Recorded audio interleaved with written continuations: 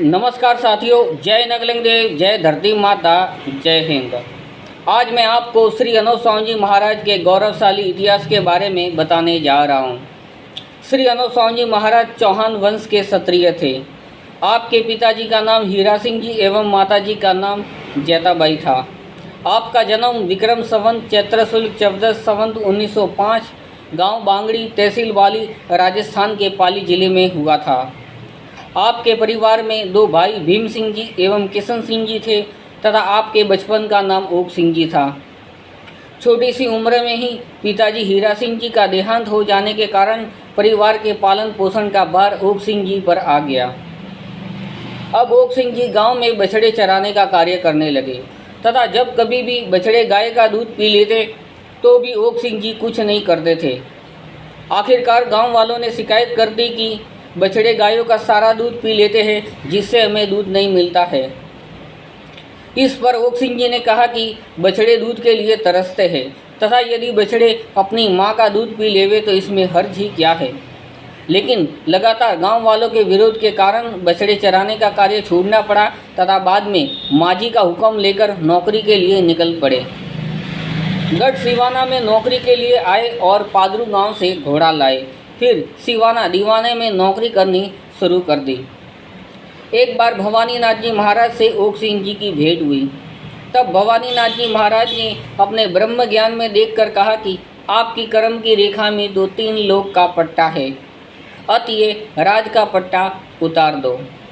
भवानी नाथ जी महाराज के कहने से ओक सिंह जी के हृदय में प्रकाश हुआ तथा उन्होंने नौकरी से त्यागपत्र दे दिया। ओक सिंह जी ने भवानी नाथ जी महाराज को अपना गुरु माना, लेकिन न तो कान फूके और न सिर पर हाथ फेरा। माना जाता है कि भवानी नाथ जी महाराज ने ही ओक सिंह जी का नाम अनूप दास रखा तथा वन में तपस्या करने का हुक्म दिया। घर पर मांझी से हुक्म लेने के लिए अनूप दास जी आए और वन में तपस्या करने का आशीर्वाद मांगा। एक बार तो मांझी भी हिचकिचा गए, लेकिन आखिरकार उन्होंने भी स्वीकृति दे दी।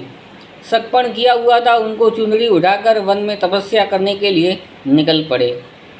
तपस्या पूरी होने के बाद श्री अनोप स्वामी जी महाराज जाकोड़ा गांव पधारे तथा जाकोड़ा में आकर झाड़ू निकालकर मेहनत मजूरी करके जीवन यापन करने लगे। जब गांव के लोगों को पता चला तो वे एकत्रित होकर आए और अनूप स्वामी जी महाराज से झाड़ू छुड़वाया। फिर भंवर गुफा में आसन करवाकर कहा कि आप जो भी सेवा हो हमसे ले सकते हैं। जाकोड़ा से एक बार उनके भाई भीम सिंह जी का निर्धन होने पर श्री अनोप स्वामी जी महाराज बांगड़ी गांव पधारे तथा मांझी को धीरज बंधाया और सतयुग और कलयुग का हाल सुनाया, जिसको जीवन लीला नामक पुस्तक में वर्णित किया गया है। श्री अनोप स्वामी जी महाराज एक बार फिर वापस जाकोड़ा आ जाते हैं तथा राज पंचोली को बुलाकर ग्रंथ जगदीश कारणी को लिखवाना शुरू कर देते हैं। ग्रंथ जगदीश कारणी की लिखावट पूरी होने के बाद डाक के द्वारा खेमराज कृष्णदास प्रेस बम्बई में छपवाने के लिए भेजी जाती है। तभी बनियों को पता चलता है तो असली ग्रंथ को गायब कर देते हैं और संशोधित ग्रंथ साहित्य को प्रिंटिंग प्रेस तक पहुंचा दिया जाता है। प्रिंटिंग प्रेस वाला उस संशोधित ग्रंथ को जॉर्ज पंचम, जो कि तत्कालीन शासक थे, उनके सामने पेश करता है। फिर जॉर्ज पंचम श्री अनोप स्वामी जी महाराज को आमंत्रित करता है तथा उस संशोधित ग्रंथ को बताकर आग्रह करता है कि हमारे अंग्रेजों से ऐसी क्या भूल हो गई है। इस पर श्री अनोप स्वामी जी महाराज उस संशोधित ग्रंथ को देखकर कहते हैं कि असली ग्रंथ तो मेरे पास है, जिसका सारांश ये भूमिका है। फिर अंग्रेज सरकार से ग्रंथ जगदीश कारणी की छपवाने की मंजूरी लेकर ग्रंथ जगदीश कारणी को छपवाने का कार्य शुरू करवाया। जाकोड़ा में विलम्ब से चिट्ठियाँ पहुँची थी, इसलिए अपने रहने का स्थान छावनी एरंगपुरा में बदला। कलापुरा में मीणा समाज की फतेहबाई ने भी श्री अनोप स्वामी जी महाराज की सेवा की थी।